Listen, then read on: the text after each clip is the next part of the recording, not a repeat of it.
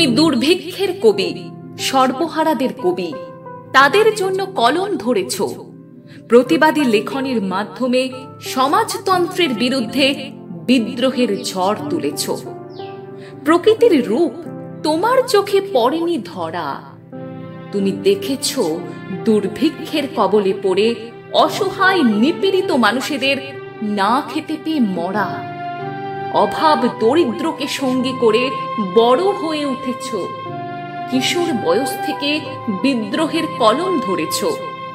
তোমার কবিতায় রয়েছে বিদ্রোহের ছাপ, সর্বহারা মানুষের জীবনের ছবি। সুকান্ত, তুমি দুর্ভিক্ষের কবি।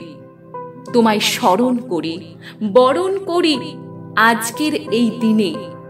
তুমি দুর্ভিক্ষের কবি, সর্বহারা মানুষের কবি। তোমায় যেন রাখি সর্বদা মনে।